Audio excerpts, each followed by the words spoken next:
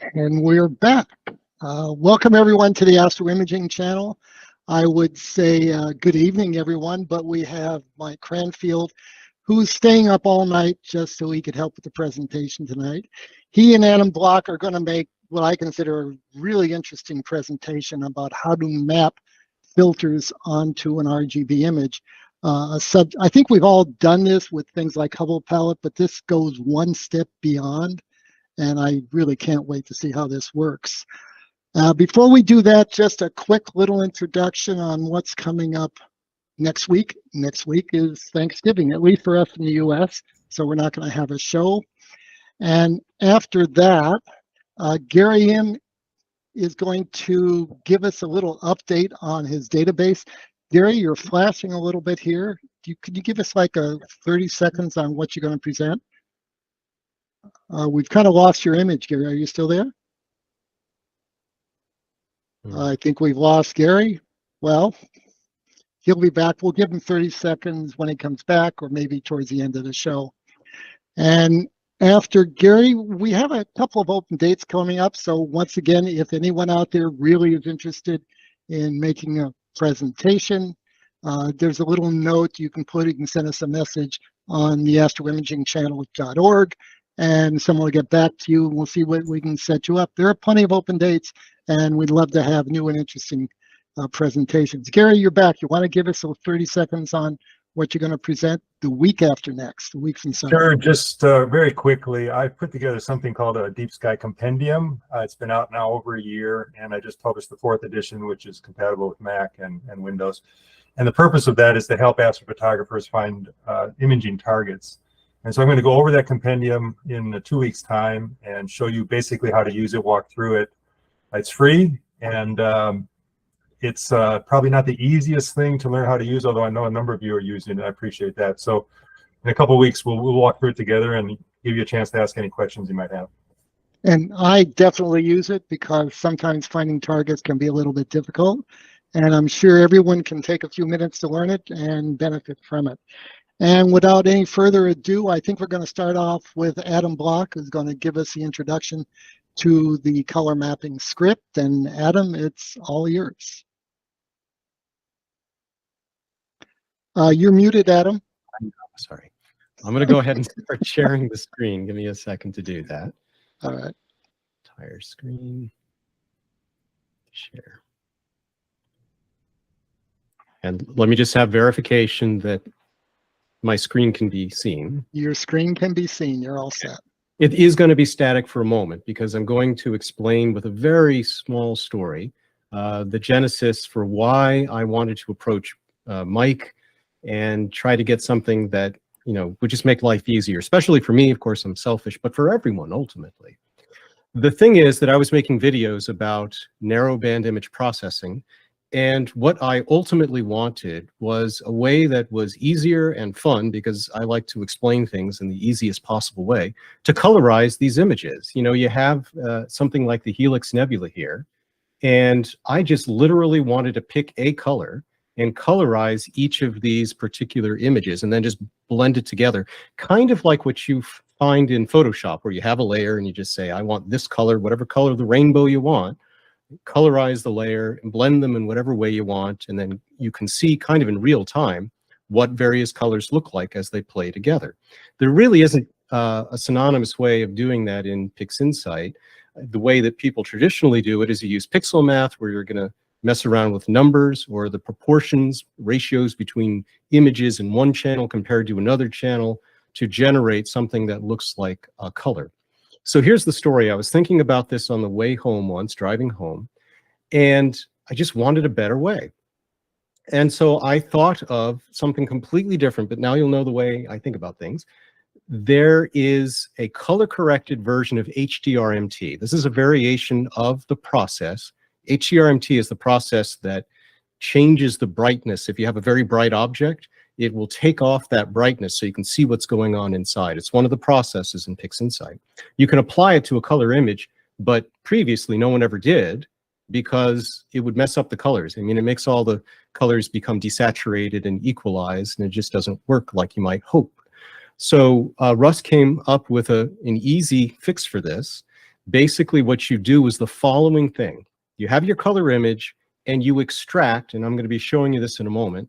You use channel extraction to extract the hue, that's the color, and the saturation. And you just keep those. That's the original colors and saturation of your image. Then you apply HDRMT. It changes the image. It changes its brightness. And what you do is you take that new brightness image and you colorize it with the original saturation and hue values. And now you have a color-corrected version of HDRMT, and it works just fantastic. In fact, it's something that is now employed natively as part of the HDRMT process. All right, so I said, well, why can't we do that for these images? I can make an image of color, I can extract the hue and saturation, and then I can colorize these. This is going to be my lightness, my luminance part of the image. So let me show you what that looks like just manually, and then you'll have some sense behind the scenes, kind of what the script is doing, and Mike will be able to explain in much more detail. So what I'm going to do is the way it's kind of done. I will speak a lot of the numbers that I'm typing here. It's not critical that you see them, but I'm going to type. I just made this PixInsight available, Pixel Math rather, available to me for red, green, and blue channels. So in the green channel, I'm going to put a number, something between 0 and 1, so 0.45. And if I put an equal number or something similar over here in the blue channel, if I ask it to make a picture right now, it's going to make a color picture that's going to basically be something that's a little more blue than green, kind of teal in color, right? So I'll go ahead and do that by creating a new image. I will say color space needs to be RGB, and I just bring that over here, and there it is, a color. Now I have my readout preview, and again, if you can't read it, I'll say it. It's showing me the HSI values. It says the H is 186, the saturation is completely saturated at 1, and then the intensity is whatever it is, 0.25. Of course, I can change the intensity here just by sliding this around. So it doesn't matter. I'm not going to be using the intensity from the color. All I want is the hue and the saturation. So I put this in HSI, and I just extract the hue and the saturation. I just extract those things. Now the saturation is just 1, so I get a white image, and then the hue is some value here. And then I have my intensity, which is, let me get my O3 image. This one's the O3, right? So now I can go to channel combination where I'll drag this over to the intensity, and then I have my saturation here and my hue here, like this. And if I press the cool little button, I'm going to get a colorized version of this image. But this is kind of important to understand. There's nothing in the red channel. There's like 0 information there. So the automatic screen stretch isn't going to do anything. It does something, but it doesn't do anything expected. So if you want to see the image, because it just won't calculate it, you can just kind of manually stretch it yourself. But here now is a colorized version, and I can pick any color under the sun that I want, because I could just pick any numbers that I want to make a particular color. So now I've got a colorized version of this image, and of course, I went ahead and I did the same for the other two, for the hydrogen alpha and the sulfur. Let me just show you that I did the work here. I'm going to remove this. So here they are. I have the O3 colored, as you just saw. I have the HA colored, and then I have the S2 colored. And then what I can do is just take these and basically combine them. That's the last step. And then I'll have my narrowband combined image. And this is all still in its linear form, right? So you get to kind of mess around with it. There's different ways of combining. The way it's done in the script, as Mike will show in a moment, is the screen is actually used for small values. You can use screening. Here, I'm just going to add them together because I don't want to use all the extra math. So I'm going to click on this, and all I have here is the O3 colorized plus HA colorized plus S2 colorized. And I press my button here, and I get a result. And this is the result that you get. Ta-da. So that's just a way to create a colorized image, right? And then you can neutralize the background and display everything and do all the kind of normal processing that you would do with the image based on the colors that you chose. But I still had this thought. You saw what I just did, right? It's still too PixInsight-like. It's still too technical. It's still a little weird. So that's what encouraged me to connect with Mike. And I said, Mike, I bet you can probably help me. The reason that I thought Mike could help me was the following reason, because he made this script. He made an update to the color mask script where he employed this color picker, and in real time, whatever adjustments that you make in this script, you can see a preview of what's going on in another window. That's all the tools that you need to do what I just showed.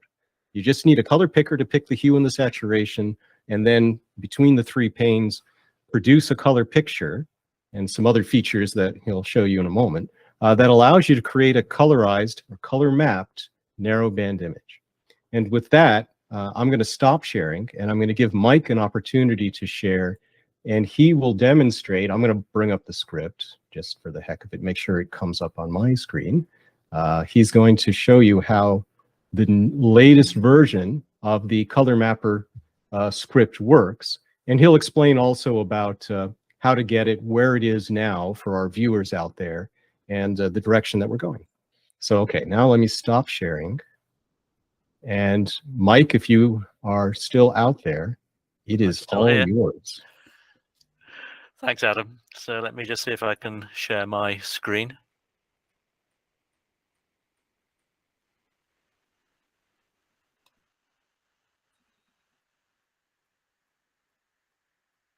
So hopefully everybody can see my screen now. Alex, Yeah, we can see you. Brilliant. Excellent. So as Adam just said, some people may already have started using the color mapper script because it has been in the public domain for a little while now. The version that I will be showing and Adam will be using this evening is an update to what is currently available. It's still in beta testing phase, but pretty advanced.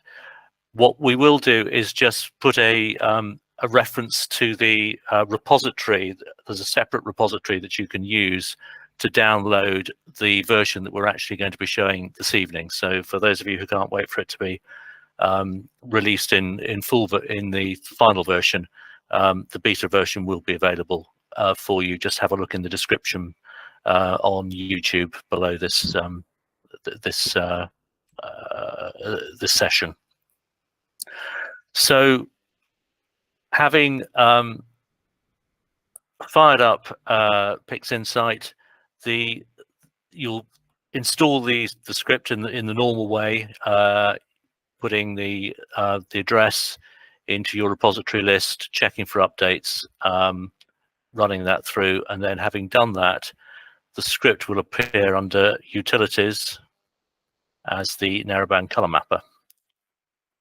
And that is the interface. Now, as Adam was really saying, generally speaking, when we deal with images in PixInsight, we're used to dealing in three individual channels: red, green, and blue. So one would, generally speaking, have three images that you're blending together. The narrowband color mapper works rather differently. You're not limited to three layers. We call them layers to distinguish from channels. You can have 2, 3, 4, 5, 6, basically as many as you like. Each of those layers will be colorized through the script. So it will have values, pixel values in the red, green, and the blue channels. And then those are all blended together to give you the final image. And we use screen blending, which is for small values is basically equivalent to adding in any case. So walking through the interface, the first thing to look at is this top panel here, which is where we enumerate the layers that are being used. So each layer will have its own row within this panel, and then there are 4 different columns. The first column just gives each layer a sequential number, and this blue tick here, blue triangle, tells you which is the current active layer.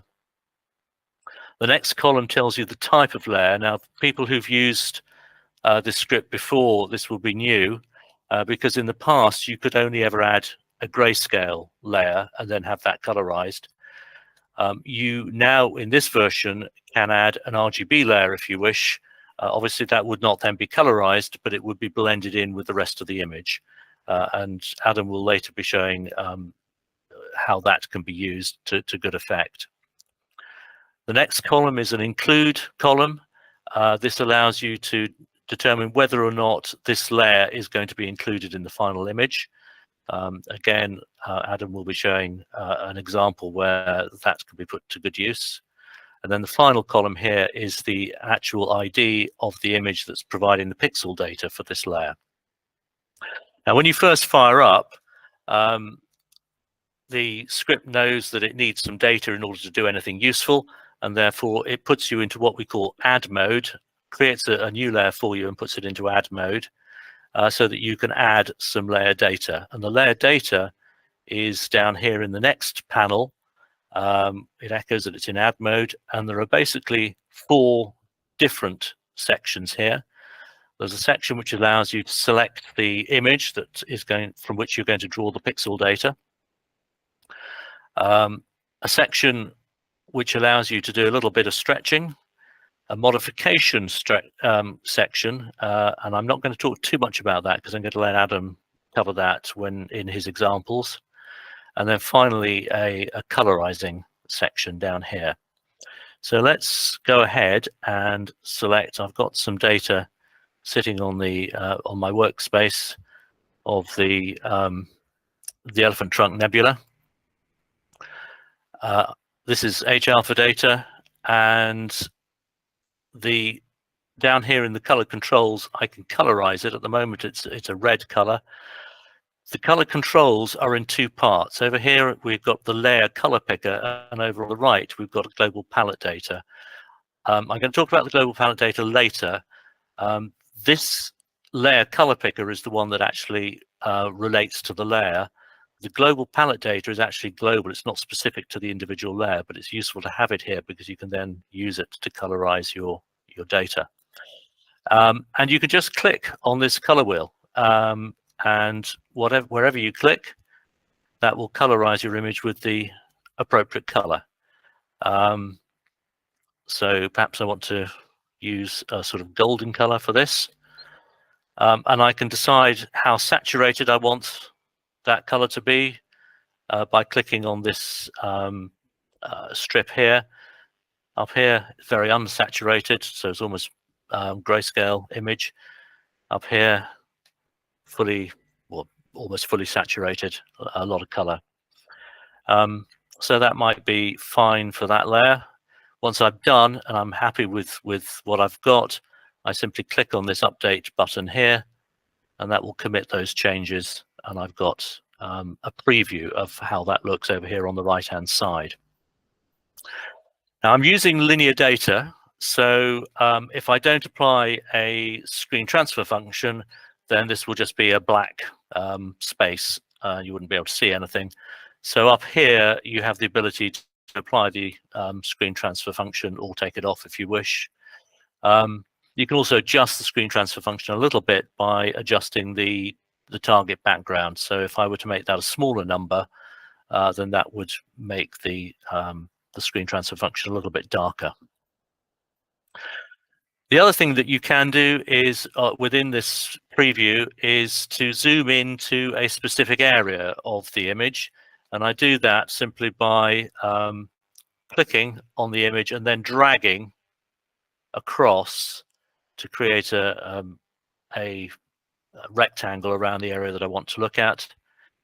Release that, and that will zoom into that part of the image. Double clicking on that image will then return that back to the full image again. So let's add a couple more layers. A little bit boring at the moment. To add a layer, I simply click on this button over here, which says Add. Click on that. I've got a new layer created up here. placed in add mode. I come down here, select some oxygen data, select an appropriate color for that, whatever that might be, saturate it a bit. And then when I'm happy with the color that I've got, I can then click the update button here. That gives a second layer, add a third layer, sulfur data. I should say that actually the images that are presented down here, once you've added any layer and selected an image for that layer, you will only be presented with images on your workspace that have the same image dimensions. So that's caught a few people out using the script in the past. So you need to make sure all your images have got the same dimensions. So sulfur layer, maybe give this a sort of more of a red hue. Add that. So there we've got 3 layers all blended together over here to create a blended image. Now, the first thing you notice is that actually, unless you're very lucky with the colors you happen to have chosen, you'll tend to get a bit of a background color cast, which you'll want to remove. So the way we do that, we've got a background neutralization section down here. If I open that up, this works in exactly the same way as background neutralization in the SPCC script, for example. The first thing we want to do is to set a region of interest from which we will calculate the parameters for neutralization. And I do that in exactly the same way as I did for zooming. I know up here is probably a reasonable area to use. I just click and drag across to create the area. So then if I click this button down here next door to the region of interest definition, that will then copy the coordinates of that rectangle into the region of interest. And I can then click the apply background neutralization, and that will then neutralize that color. If I double click that to return back to the full image, you'll see now that actually we've got a much more neutral background, and the whole thing is looking a little bit more like what we're expecting.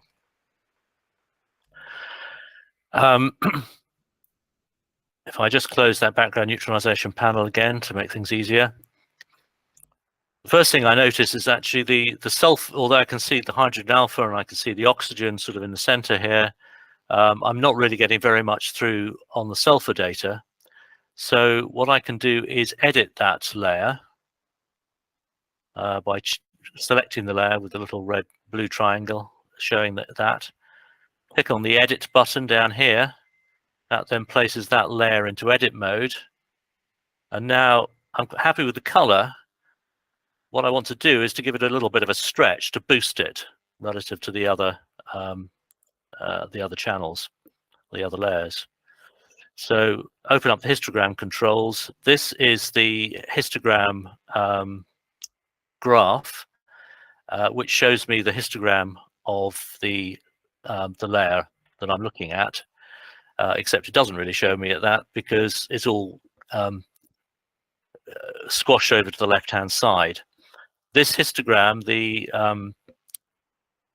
values, the intensity values that it's showing run from 0 up to a defined maximum, which is this graph maximum number over here.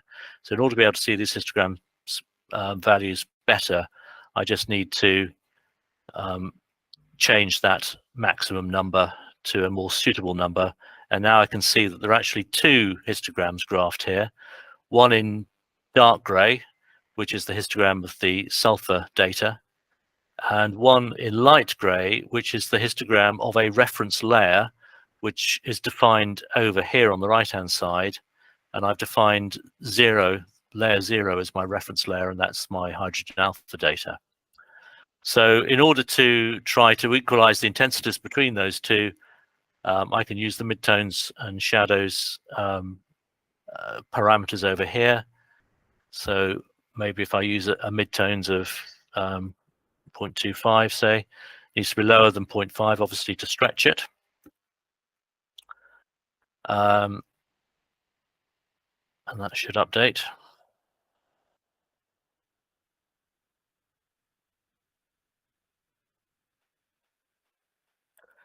This is inevitable, isn't it? The wheel of death.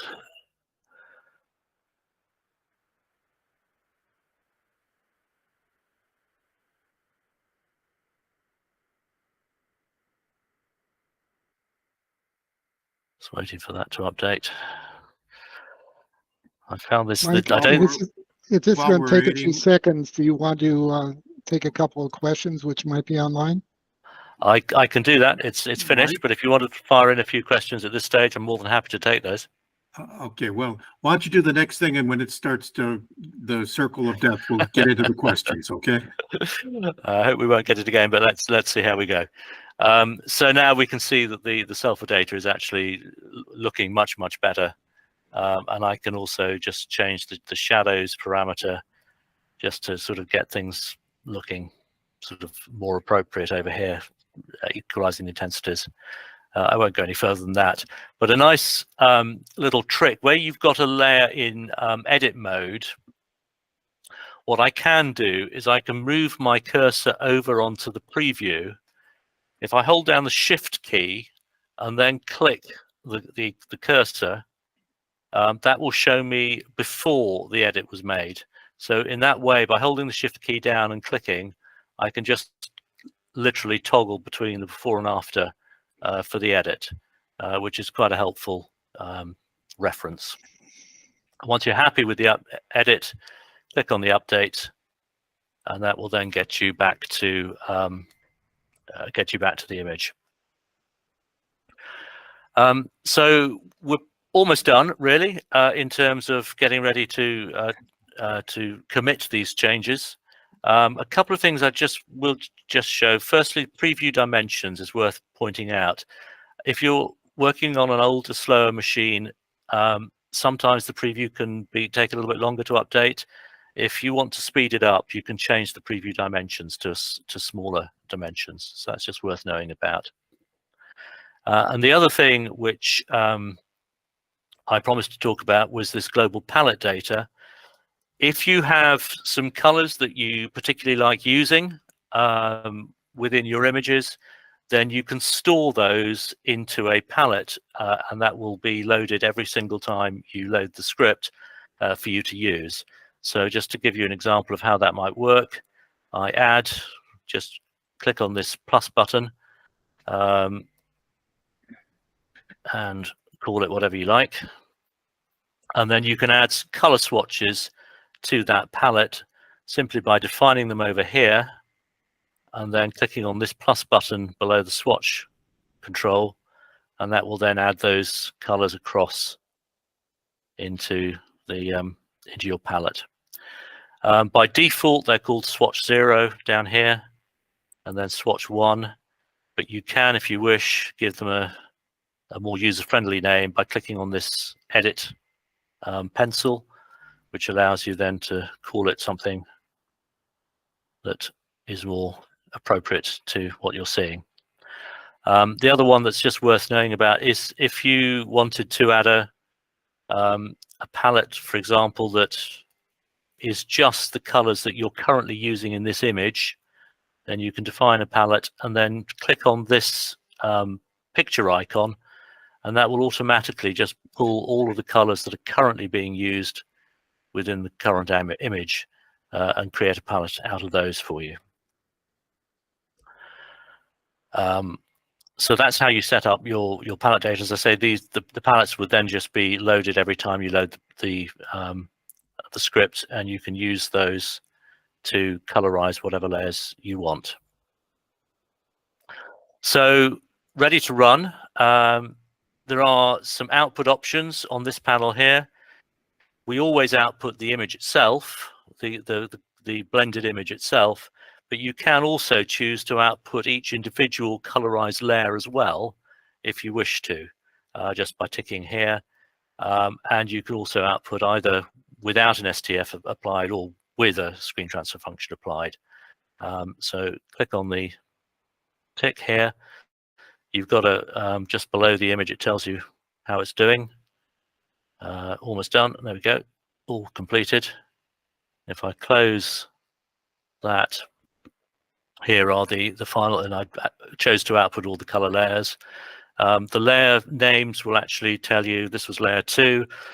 The hue was 349.261 and the saturation was 0.864. So that's just some helpful information. And then you've got the final images as well. Output.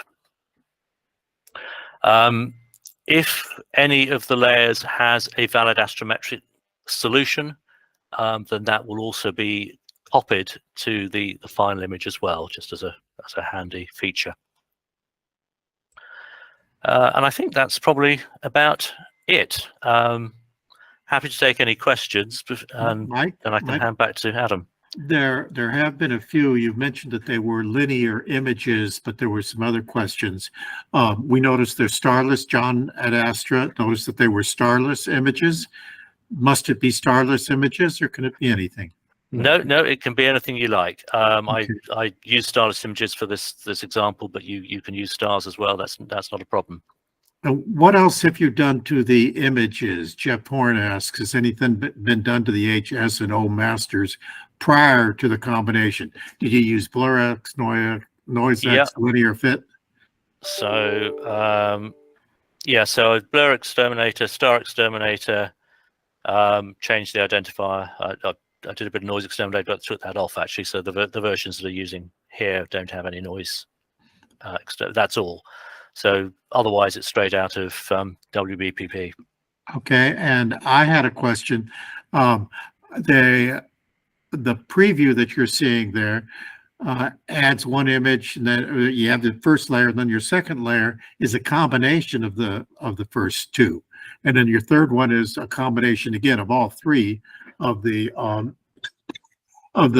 channels that the layers that you add there. Correct. Is there any magic as to which one you should do first to get your colors right or anything? No, the blending method that we use here, which is just screen blending, is completely commutative. So it doesn't matter which one goes first. You'll get exactly the same result, whichever order you put them in. And you can this include if you actually want to see what it looks like. What would it look like if I just had the oxygen and the sulfur? You can actually just shift click on the include button there, and that will just show you, taking out that hydrogen alpha data, what the other two blends look like. Okay. Thank you. That's all the questions we've got so far, and I think Adam was going to take over again. Indeed. So I'll stop sharing now. Before, could you leave it up for a second? Yeah, I have sure. a couple of questions. Yeah. Oh, more come in. So there is any number of filters that you can use. I think we mentioned before the program started, if you wanted to take Webb Correct. telescope data where you have 5 or 6 or even more, you could assign each one a color and produce the kind of images that they post for Webb. Correct. Absolutely. Yes. And do you have to use linear images, or can you use nonlinear images? Well, you can use this will just screen blend whatever images you provide. So they don't need to be linear images. Obviously, screen blending a linear image and a non-linear image would not be sensible. So that they need to be sort of broadly equal in intensity. But yeah, it will just blend whatever images you provide to it. And again, you can. Yeah. There's a warning because if they're non-linear, it's going to be very easy to top out for bright things. You'll hit the. I mean, I'm sure you could probably rescale, but it's going to hit the top end pretty easily, right? It will do. Although, I mean, that is one of the reasons why we are screen blending rather than adding. Yeah. So you should never get to a situation where you will have you're going beyond one. Right. Okay. Marcia wants to know if the weighting of the HSO is just done via saturation? No, it's well.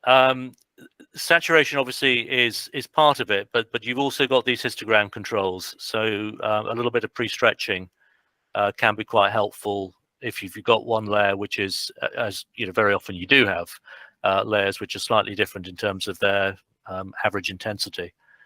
So using that, just a little bit of pre-stretching using those histogram controls can be very helpful.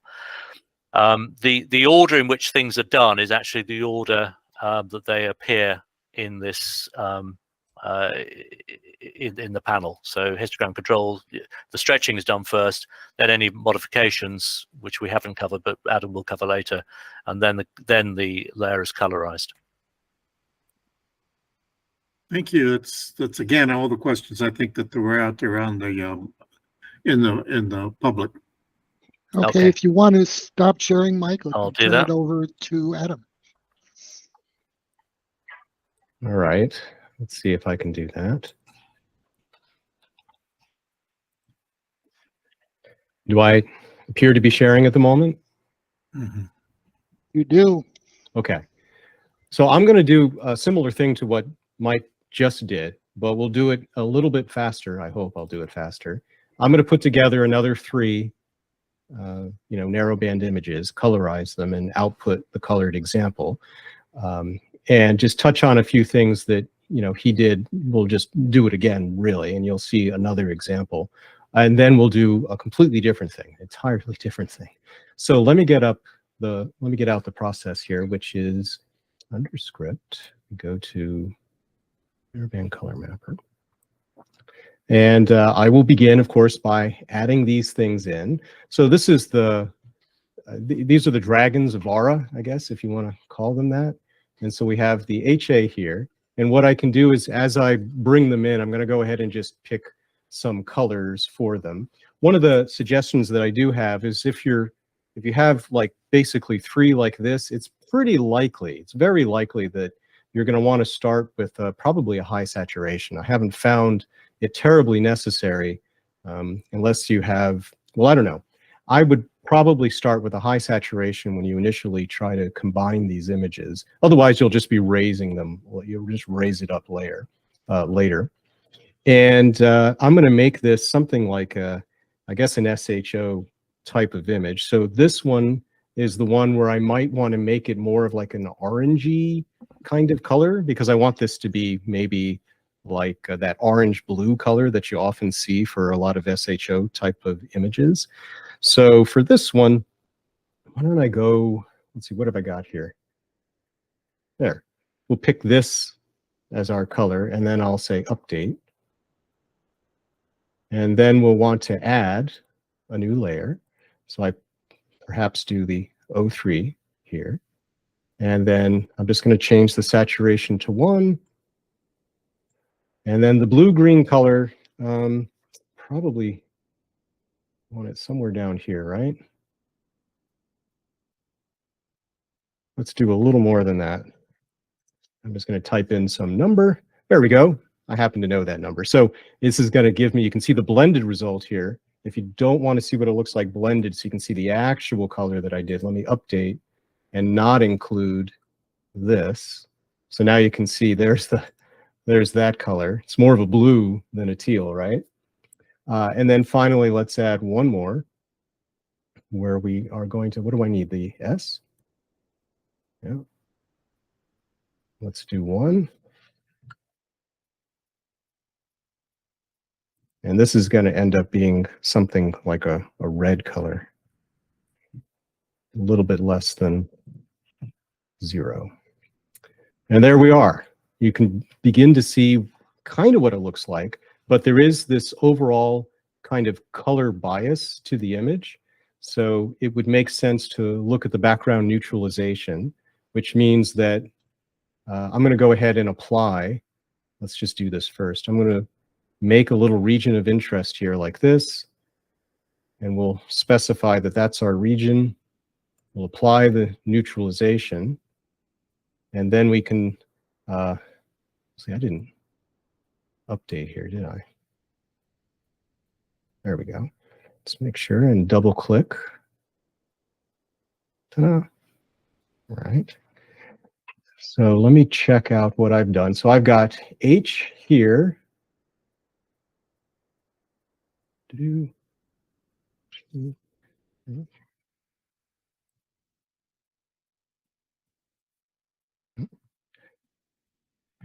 All right. So this is the beginning then of, the process of producing one of these kinds of images. I am going to look at this one more time. Yeah. And then we will output this result here. Not certain. I'm not certain about something. Let me check something out here.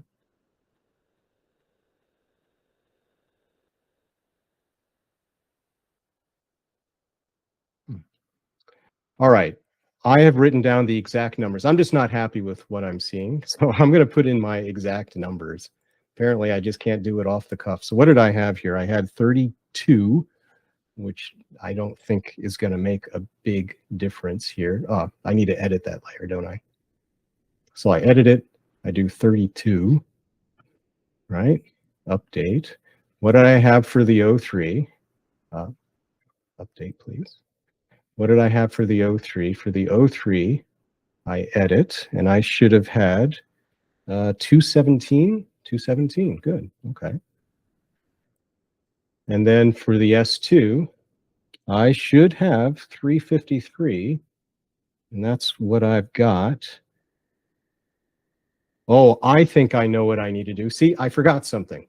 I remember. I was going to demonstrate the histogram controls. Aha. I know what I was doing wrong. I'm going to turn this off for a moment. That's what it was.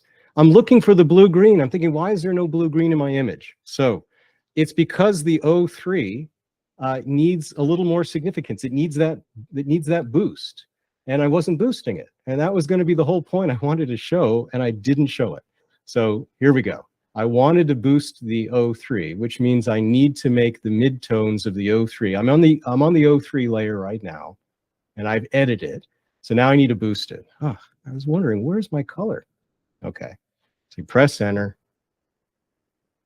And you get this. Now there's some blues in there. Wonderful. Oh my gosh, you can see how I'm now kind of matching that histogram a little bit better. Nothing exact. Hit update. Now I can go make my little, I chose something over here on the side because I'm considering that area maybe is a good place to be neutral. I'll apply that particular spot. It doesn't matter, I don't think. And this is what I can output. Oh, I'm so happy now. Oh, it was terrible. Okay.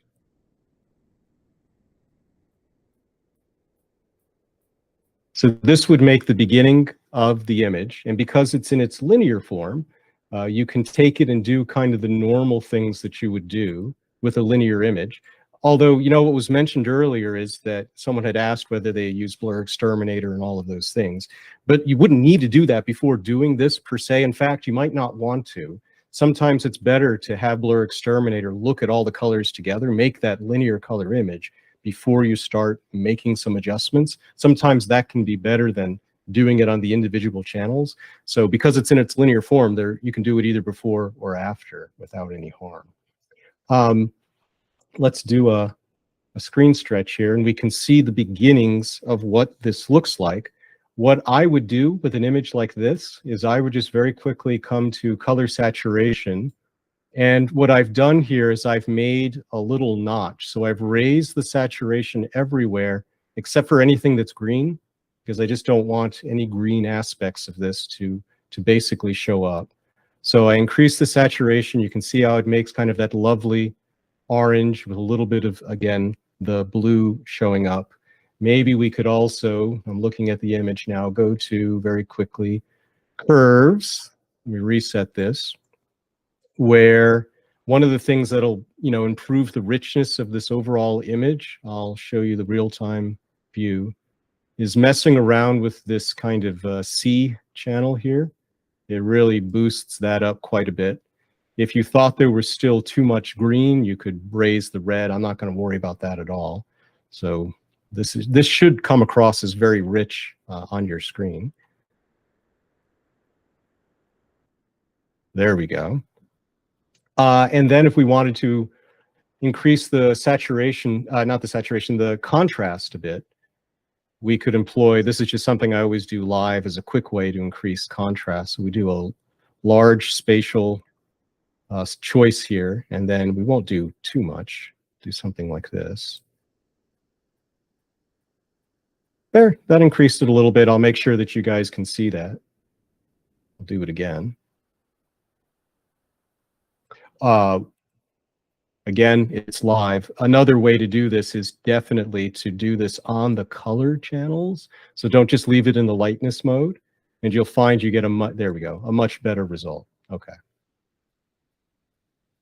When I had done this not live, but on my own, I ended up something with a little more color, a little more contrast. It's this kind of version of the image. But you can see how I got, if I wanted to, I can get from here to here with some more kinds of manipulations.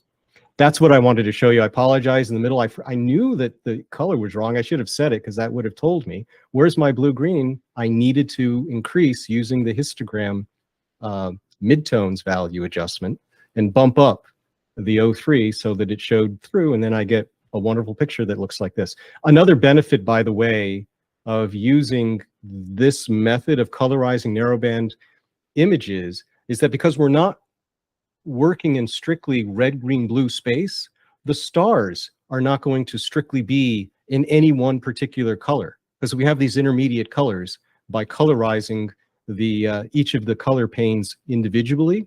So the stars come out as these colorful kind of things, which might be nice if you're using narrowband stars. Usually they're kind of a real pain to deal with, but in this particular usage, they kind of come out colorful.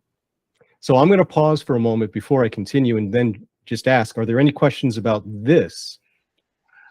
There's a question about the beta, the difference between beta and what's already in PixInsight, but I think we'll get to that later when we're wrapping up. I'm sorry, ask me the question again. Matt wants to know what the difference is between the beta version and the one that's already in PixInsight. Right, it's the two features that we're going to actually demonstrate in the next section, which is the ability to blend a linear image into a color image, and also this modification layer that I'm going to be showing you in just a moment. Those are the two things that are different than what you'll currently see if you don't go to the beta version right now. So let me load. And Terry has a question also. Yeah. Terry, you want to ask it?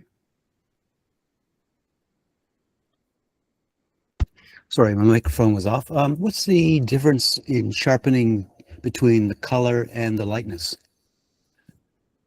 Oh, big difference. Because when you do the color, if you and this applies to any process in PixInsight, you're operating on each of the color planes. You know, a color image is actually 3 images, right?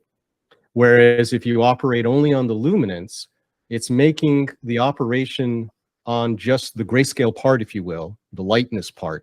But whatever that operation that you do, it's applied in exactly the same way to all the color panes because it's the lightness that's controlling it. So you're only operating on the lightness rather than independently on each of the color images of a color image, each of the color planes. So the color is, the result will be a more richer result? Yes. Yeah, because when you operate, especially when you're increasing contrast, if you just operate on the lightness, you may be equalizing because you're going to be applying a similar lightness perhaps to each of the color planes. You may desaturate the colors in certain areas, whereas if instead you operate on the colors independently, then that won't necessarily happen. So it depends on the kind of process you're using. But in the example I just showed, where contrast is important, that's what you want to operate on the color planes, not on the lightness necessarily. Adam, I have a question. Sure. So I see you map sulfur and hydrogen to reddish colors, and then oxygen to the blue, green, teal, which is, well, I don't want to say it was blue in that case. It wasn't, there was no teal about it. That was blue in the one I just showed. Yeah, go ahead. So those are sort of the natural colors of those emissions. as opposed to, say, a Hubble palette mapping, which is hydrogen is green, sulfur is red, and then oxygen as blue or blue-green. Right. So I assume if you wanted a Hubble palette style of image, you would do the classical Yeah, you can SHO assign, imaging. exactly. And there are people, of course, you know, that can give you the exact number, like in hexadecimal or in the range between 0 and 1, that you might assign for the color for H alpha or for O3 or whatever it is. Now, in the example I just showed where I picked that blue color, that was just me picking a color with a color picker. That had nothing to do with the physics of anything. That's just the color I wanted because I wanted it. I could have made it any choice I wanted, which is the cool thing about what Mike has coded up here. You used the dartboard strategy then. I used a what? The dartboard. Dartboard. Take a dart. Yeah. Throw it at the board. Sure. Okay, thank you. Okay. All right. So the final example that I'd like to show does show a couple of other features of the script. And this deals with there are two elements to this. What I'm going to be doing next is basically continuum subtraction to improve a hydrogen alpha image. This is data of M33 on the left. You're looking at hydrogen alpha data of it, and on the right is actually just the red data. And once we have created this continuum subtracted version of the hydrogen alpha data, we can blend it into an already color image, the RGB image of the galaxy of M33. So those two features can now be done in NB Color Mapper. It's just amazing. And it makes both the subtraction element of the continuum subtraction part easy because you can see in real time what's happening. And then it makes the blending easy because I can choose, again, whatever color I want and just blend it into the degree that I want in my image. And it's all happening with linear images, which again leaves us opportunities to operate in the linear domain, doing things like you already know with Blur Exterminator and some other linear type of operations, which is often useful, comes along with the ride. Now, the reason that we're doing continuum subtraction here is that if you look closely at the image of M33, and let me actually show you closely, this is really extraordinary data. This is data that I took through the 32-inch telescope on, Mount Lemmon long ago, about a decade ago, in fact. And these nebula look like, nebula you might see in our own galaxy, but I mean, this is in another galaxy entirely. The highlight of the region is, of course, NGC 604, which is huge. It is larger than probably 10 Orion nebulas, easily, this region. It's one of the largest nebula in our corner of the universe that we are aware of. It's just tremendous. And it has all of this wonderful structure and detail and all of that kind of stuff going for it. So what we want to do, though, is remove the contribution of light that comes from the stars. If you look closely here, you'll see the galaxy. You can see this kind of glow in the center. But that glow isn't from these nebula. That glow is the contribution of starlight that are at the same wavelengths of hydrogen alpha because stars emit across the entire spectrum in a continuum, hence continuum subtraction. But those photons are coming from the stars, and we're not interested in that in our hydrogen alpha image. If we left this in and we colorize this image as red and then blend it into our RGB result, we're going to end up reddening the disk of the galaxy just with this extra light that we don't need. So we want to subtract it off, and we subtract it using the red image here. The red image is a much broader image, and it is obviously comprised mostly of this not very narrow wavelengths of light, but mostly the continuum emission from the stars. So that's what we're going to begin by doing in the Color Mapper script. So I come down here, Color Mapper. I'm going to reset my tool. It doesn't remember anything. And let's go ahead and, live. This is live. One thing that I don't want to do when I blend my H alpha data into the color image, I don't want these stars right? I don't need the stars. In fact, we're trying to remove them, right, with the continuum subtraction. But continuum subtraction, the stars here and the stars here, they will not subtract exactly. So it is a very good idea to get rid of the stars first. We're never going to be using these stars. So I'm going to use Star Exterminator here, and it's my hope that my GPU will still do its thing. Hey, look at that. It's doing its thing. So it should only take a few seconds there. One thing that I'll mention is that if we zoom in here to like 604, and I zoom in over here, I make this much brighter. Maybe I should do this. That's pretty bright. Go like this.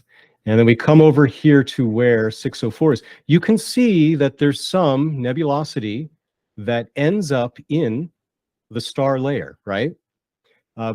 That's okay in this case. And this is kind of a general thing when you're using the star removal tool. Yes, you may see structures that are in there, but the question really is, how relevant is it? So for example, if I put my cursor here on this part of the nebula, the value that's recorded there is 0.0448. It's 0.04, right? But the value here, that same little piece of nebulosity, is 0.000 something. That's less than 1% of what the total amount of the value is here for this part of the nebula. So although it shows up here, I just want to say it's not important. You should make that comparison to see whether it is important or not. If the value shows up as something that is similar to what is in the starless image, then it's important. But when you're talking about less than 1%, it's not. So it did a very good job. I need to do the same thing over here for the red data so that we can subtract the two images in the color mapper script, which I can now go to because I've done it live. Okay. Now we go to color mapper. And I'm going to load. What I need to load is the HA here, because that's the one that we just made starless.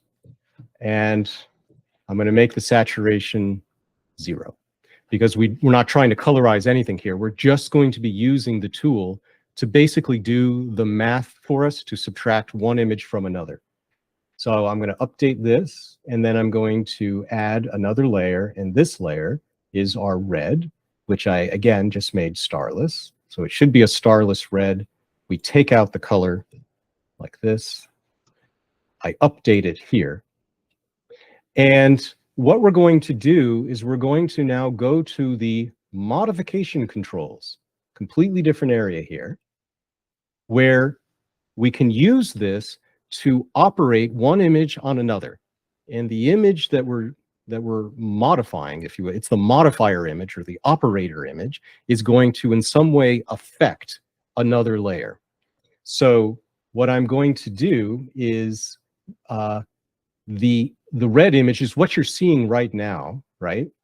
This red image is going to be the operation that we're going to be subtracting from the hydrogen alpha data. So I'm going to select here my hydrogen alpha layer, edit it, and then I'm going to give it an operation. I'm going to say we're going to add, but we're going to add a negative number in a moment, which is a subtraction. So we're going to be adding, the layer we want to use is layer 1, the other layer, and that's our red. Now what you're going to see over here is it looks like a red image. Well, that's because we're actually adding these two images together right now, and I guess it's trying to screen them together. But the reason that we're really seeing this red is because it's so much brighter than the hydrogen alpha. In a moment, we're going to be doing a subtraction. But I don't need to have this previewed, and we're not going to be using it as an output, the red image. It's just being used to subtract here. So I'll update, but what I'm going to do is do a shift click, and I'm not going to include it. Again, you're still seeing it here because it's still doing the addition, and I just told you it was a brighter image, but it's not actually being included as part of the display. Now we're seeing it because it's doing this math of adding here.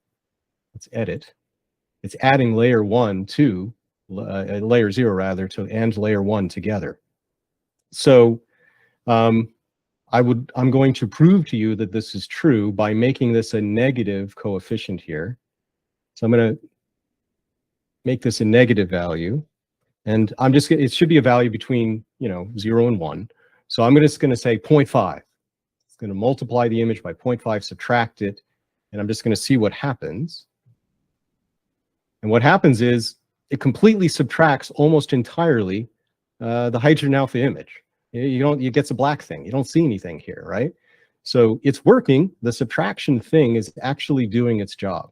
So if I subtract less, like 0.01, some lesser number, you're probably going to see, and you'll see the hydrogen alpha image, because I'm not subtracting as much from the hydrogen alpha image. The subtraction of the small amount of this red doesn't really do anything to the hydrogen alpha. So obviously I need a bigger number, and the goal is to take down the brightness of the disk that we see here in the hydrogen alpha data. That's the goal.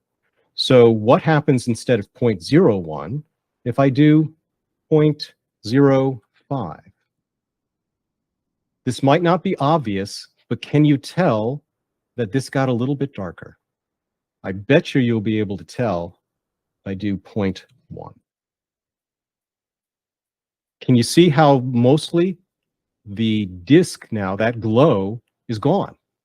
And we have the continuum is mostly gone, and we have just what's left is just the light from the nebulosity, which is what we want our continuum subtracted image to be.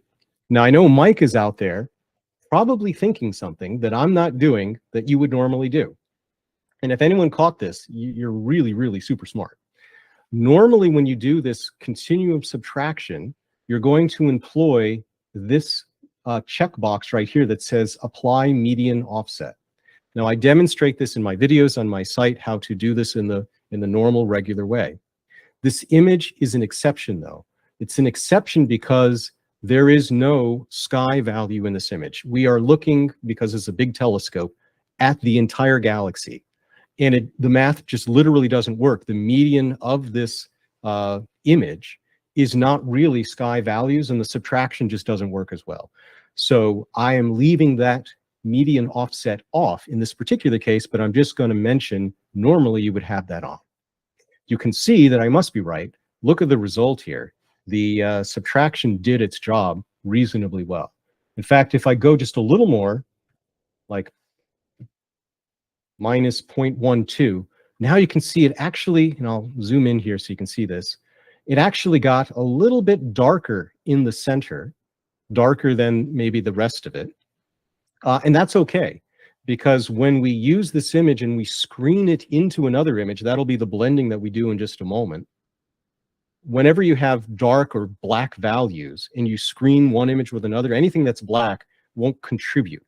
And so it won't have basically an effect. So it's okay that it gets dark. We don't want to lose any of the hydrogen alpha that we've worked to get here. But it's okay if it goes a little bit dark, not a problem. And that's it. We have now done the continuum subtraction by making this image subtract from this one, just using it as a modifier. And I can output this by pressing, oh, I have to do update. Now I can output it.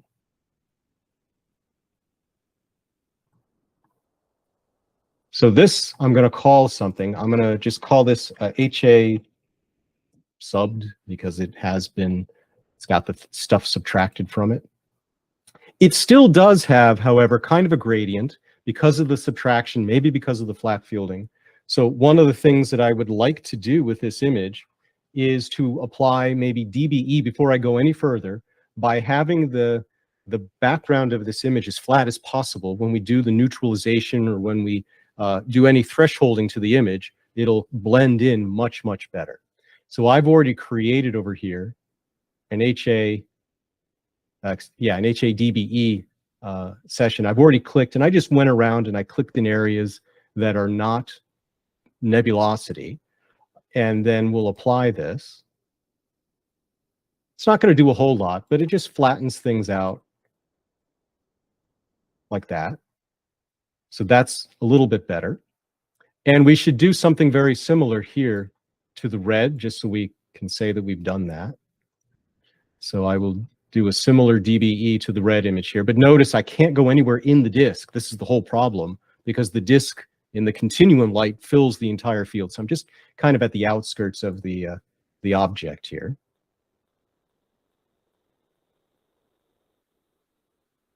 And now we have this. But I didn't need to do it on this. What I needed to do that operation on is actually, see, it says RGB DBE. It's actually on the RGB version. So let me not confuse myself. The goal here is to put, now I've got the two images I want. I need to put this hydrogen alpha information into this RGB image. That's the idea. So this, by the way, is the straight up RGB image. The only thing that's happened to this image is I combined the masters, and then I did SPCC, the color calibration. Nothing else has gone on here. That's it. That's all I've done. Still in its linear form and all of that kind of stuff. So this is basically a very natural M33. This is the one I'm supposed to do the DBE to. So let me just do that. There. Close this. Yes. Good. Now I have a relatively flat thing. And these are the two images that I'm going to bring as a second step into the NB color mapper script. So I come here. I will reset this. And let's select the RGB image. It's this one. And there's nothing else to do. Just bring it in. And then we're going to add our, I called it HA subbed here. I have lots of different versions, right? And we should pick, of course, some red color. And then we also need to pick a saturation. First, let me pick the color. The color, you know, again, this is like what we talked about a moment ago, Eric, where you're going to decide what color you want the HA to be. You can make it green if you want, because the color picker allows you to do it. But typically, you know, it's a little bit towards the pink, towards the magenta, if you want to include kind of the H beta in there. So I'm just going to click just a little bit more towards magenta, not a whole lot, just a tiny, tiny bit. That's all I'm going to do. So whatever that hue is, that's the one I want. The saturation is kind of interesting, because here we're going to be blending in this HA information into another already formed color image. And the RGB image has a particular saturation, natural saturation itself. If I create a highly saturated blending of this H alpha data in here, and then I have my, you know, I'm going to output my color image. If I want to raise the saturation of the galaxy, well, I'm already going to go well beyond what is, you know, reasonable with the hydrogen alpha if I've already have it saturated. So what I want to kind of do is match a level of saturation that the original image is that you're about to blend it into, so that when you raise the saturation, it'll all kind of come together. So that's why I'm not going to go too crazy with the saturation here. And I'll just make it 0.4. And that's kind of what it looks like at this point. Now, you know, we still have some other adjustments that we can make. And these include our adjustments of the histogram here, as well as the background neutralization. As far as the histogram is concerned, one of the things that makes life easier is to, again, make the degree to which we want the hydrogen alpha data to appear. If we look very closely here, I'm going to go ahead and try to apply a little bit of background neutralization. Hang on, because I would like you to see this with a little more contrast. So I'm just going to draw a square here.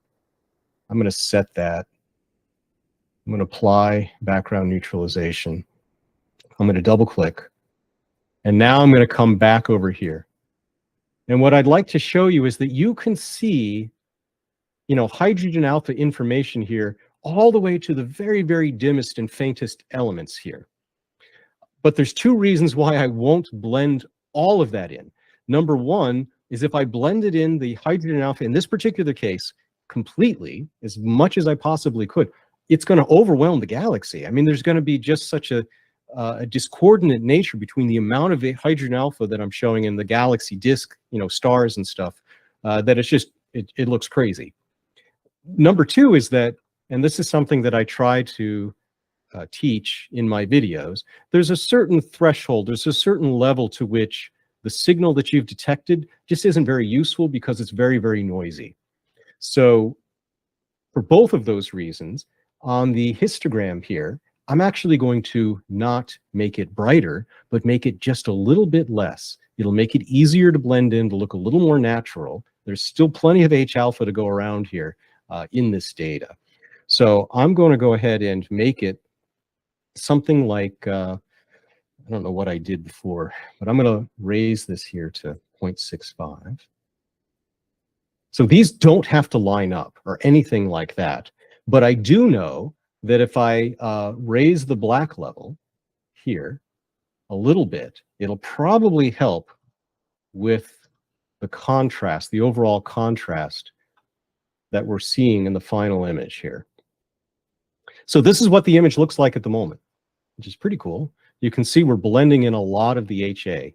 If I shift click here, let's see if I can do that. Now, what I'll do is just do the following, update. There. So this is, without the H alpha being blended in, and this is with it blended in. So I think that that's the blend that I'm basically going for here. I'm going to go ahead and output this and just show you, just to wrap things up, a couple of extra steps that I might take with this image to bring it to a place that I ultimately published. So I'm going to show you the auto STF version of this image. And this is a linear image at the moment.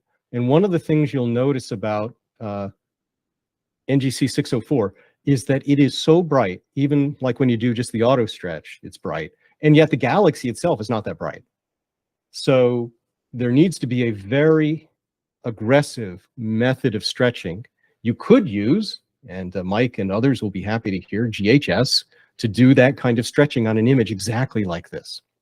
But I'm going to do just a quick and easy thing here. I'm going to actually use masked stretch to do my work,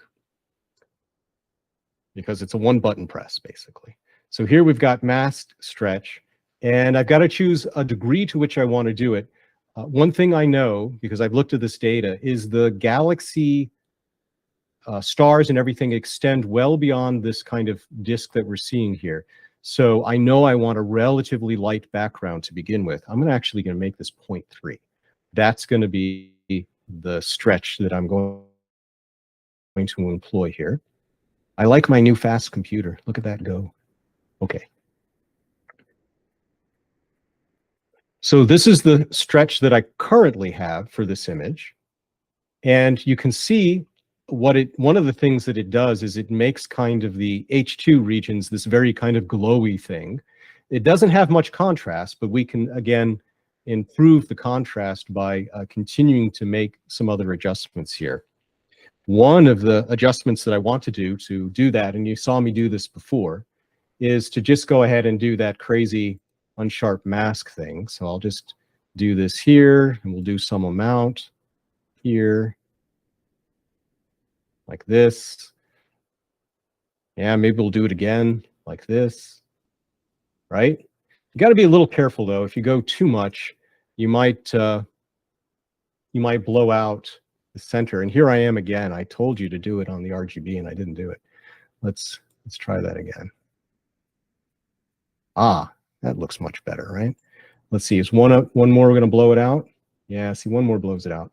So you don't want to blow out. I'm just looking here at 604. It's the only thing that gets a little bit blown out. So maybe I'll do just a hair less or something.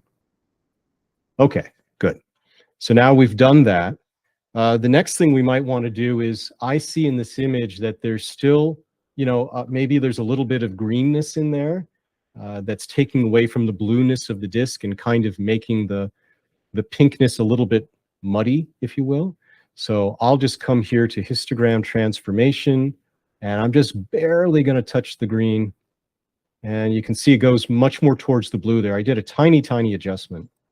So we'll do that. Close this. So I've taken out some of that green. And then I'd like to just demonstrate a quick trick here to try to again bring up the contrast. And this is kind of the final trick that I'd like to try to do, which is to blend this image that we have here with our original RGB. Because if you do it in a nice way, you can actually brighten up the H2 regions and at the same time make the stars come through just a little bit more. So what I'm going to use is some pixel math, and I'm going to use the multiply. This you might not see. So there's an operation, if you can't read the screen, there's an operation called OP_MUL, sorry, for multiply. Many people have seen the operation for screen. Well, multiply, there's a number of operations you can use, is a nice one to use in this particular case. So let me make sure I have the names of my images correct. I have my output here, which is the same as the first indication, the first image here. And then I have M33 RGB, which I also have here. This is going to work as long as this thing right here is stretched. These two images need to be stretched for me to do this blending that I want to do. And currently, this is still in its linear form. So I'm going to make this a stretched version. I've already have the histogram, I think, set up for that. Let me see. Yep, there it is. So I will apply that here. I just stretched it to exactly the same thing you saw a moment ago. And now we will apply my multiplication trick, which is kind of cool. Well, let's see. No, it's the other one. Do this. There we go. Brighten this image up. And you can see the direction that I'm going here. Now we have a nice blue for the galaxy disk. And you can see the H2 regions. The H2 regions, because we did this multiplication and then I'm brightening up the image, they're certainly pink, but they lost a little bit of their, their saturation. So then you can do something like a typical color saturation with curves. So I'll just do saturation like this. I'm just going to totally guess here. And if we still wanted more, I'm going to go ahead and do a shout out to another Mike Cranfield tool, coded, which is the color mask script. Let's say that we wanted these reds to pop even more because we just want to throw more red into them or something like that. We could certainly do that here by just identifying only the red elements of this image and make a mask from that. This should basically create that mask, which you can see here. You can see that in the centers of some of these things where there's blue stars, that's not included in the mask, which is kind of interesting. I could increase the strength of this by making this whiter. I'm not going to worry about it because I'm not going to go crazy here. But I just apply that as a mask here. Say show mask, good. And then again, if we get out here, our histogram transformation, maybe we look at the red channel. I go a little crazy with the red. If I do that, you can't see anything until I do this. There's the real-time preview. So I can put more of that red into these H2 regions like this. Makes it pop just a little bit more. And that's pretty much the direction that I was going when I made this image. Now, let me show you, because I did this live, right? It's not going to be like I do when I'm sitting here on my own fine-tuning things. But at the end of the day, this is actually the result that I got. Obviously, I did a little bit more with the contrast, a little bit more with the saturation, but you get the idea. And I also rotated the image, but you get the idea.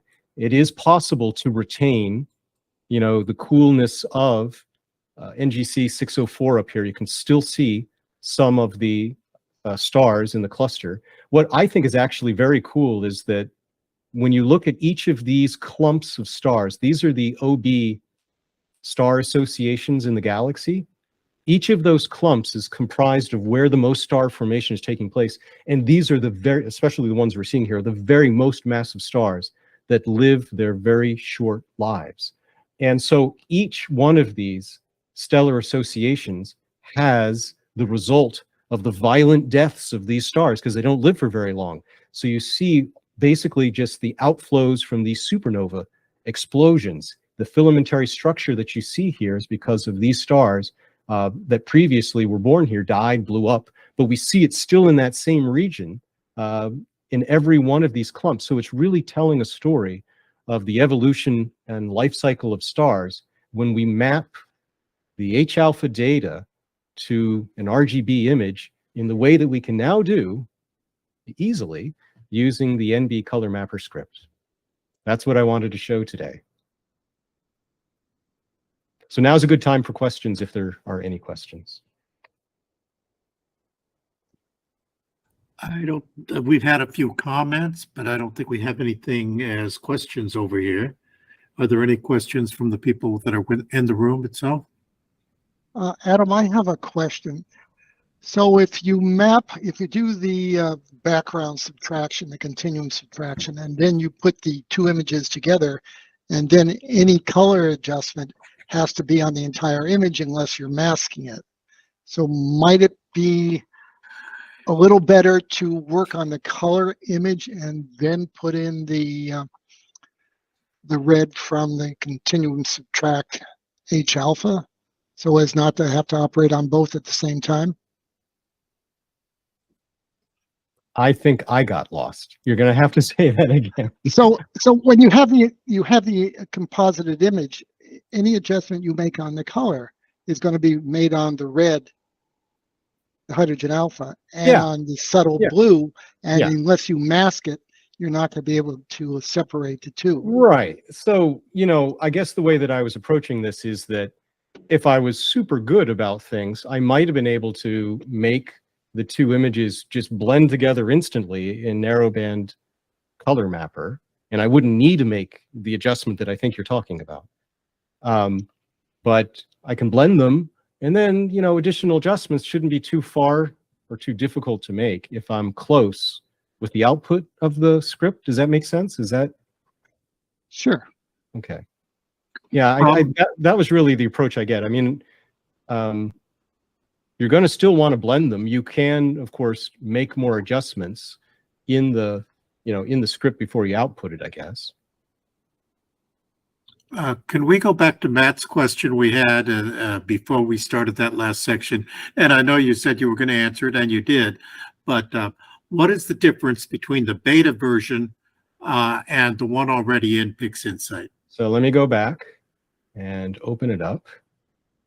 And, Mike should correct me if I am wrong about this, but it is basically the fact that we can add now a color image here as a layer, as a linear color image can come in as a layer. That's a new thing. And in addition, we have this set of controls here for the modification. And I only demonstrated a very simple thing, which is subtract one image from another. But there are some very advanced techniques, and I highlight them. I didn't have the script, right? But now you can do it with the script. I highlight these techniques of having a modifier image to modify narrowband stuff so that you can control, if you have two images like H-alpha and O3 that are both very bright, where they overlap, you can choose, it's very similar to the 4-ax kind of palette, you can choose how much one comes in where they overlap with another. And this script will now allow you to make images that act as those modifiers to modify your narrowband color image. So the modification controls is the second feature, as well as some other, Mike is always improving things as he goes along. There's an improvement here that was transparent to you. One of the improvements is that when I did the subtraction and I outputted the image, it came out as a grayscale image. That's because of logic that he put in there that says if you have two images that don't have color, that are truly saturated to 0, it'll just make it a grayscale image for you, which is nice. So he's always improving stuff. So just keep tuned. So Bob. I'm sorry, I have a question for those who haven't got the script yet. Can you just tell our audience where to get it? Yeah, we were going to put the link down below. I think that, yeah, you should use the link that's in the bottom of this video when it gets published, because it's not the one that I have in my repository. Yes, so use the link down below, or I'll let Mike say it because I just don't remember it. It was like beta 7 or something like that. See, mine says beta 6, yeah, but I think he's got a beta 7. That's right. So I think just trying to think. It's https:// www.cosmicphotons.com/pi-scripts/NB color mapper TAIC in capitals, capital B beta. And Now, there'll be a short, no one is going to remember that. I know. So we will put give me 10 the seconds. 10 seconds. Oh my put it goodness. up on the screen, You got it. please. http://s www.cosmicphotons.com/pi-scripts/NB color We had mapper, him all in before. lowercase. Incredible bit of images, and he's filling out. Cosmic Photons. with a U. Yeah, of course, the British way. Yeah. Capital T, capital A, capital I, capital C. Capital T, capital A, capital A. Yeah. Capital B. That's right. Forwards, and then no 7. // and that should do it. Okay, just for notation, URLs are not case sensitive, so you could type that any way you want. All right. All right, are we all set? No, we aren't. Oh, we aren't. We have some questions over there. All right. I'm still trying to figure out what Bill's asking, but meanwhile, Bob has asked, somehow I missed how you changed from addition to subtraction during the modification phase. Let me show it to you. Hold on. The nice thing is that it remembers everything that you had loaded, and I still have it loaded, right?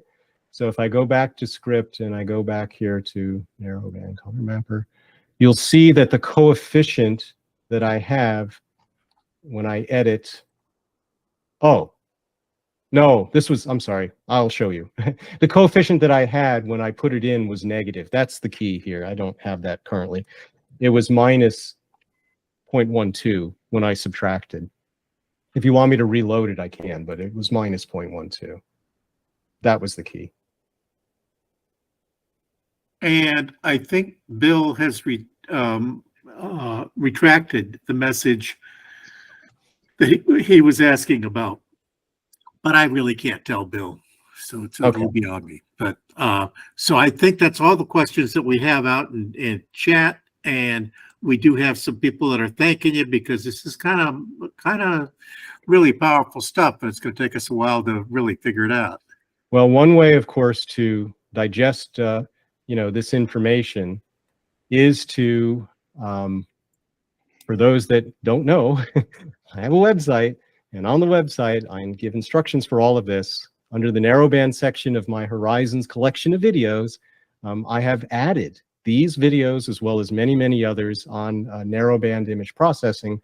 But here you'll see, for example, I have the blending of H-alpha with, I show all of the steps in detail and everything that I did, as well as the subtraction and other cool things that people might be interested in seeing. Okay. Yeah. Are we all set, Alex? We got any questions? Yeah. All right, you can stop sharing, Adam. Okay. Eric? Yes, sir. Before you guys leave, I just have a quick favor. If I could ask you, I just want to bring up my Excel screen. I want you to tell me how much of that screen you can see. Yeah, do you want to do it during the show, or do you want to do it when we sign off? Are we on the show still? Yeah, we're on the show still. Oh, I don't want to. You're still on camera. All right, why don't you hang in there? We'll spend a couple Bye. minutes, when we. No, He'll be better. He'll be better when he's doing his show. He'll be better. Everybody relax. okay, No, are we all not set, pretty much better than everyone? that, no. So I guess if we're pretty well done, for everyone in the U.S., have a happy Thanksgiving, and enjoy your meal on Thursday and recover on the weekend. And Mike and Adam, thank you so much for presenting. I know you're not doing Thanksgiving unless you have an American in your midst, but we will see everyone in 2 weeks when Gary M is going to give us an excellent presentation. And thank you all for being here. And I guess we're done. And so, Patrick, you're in charge. Say good night, everyone. Bye. All right. Good night.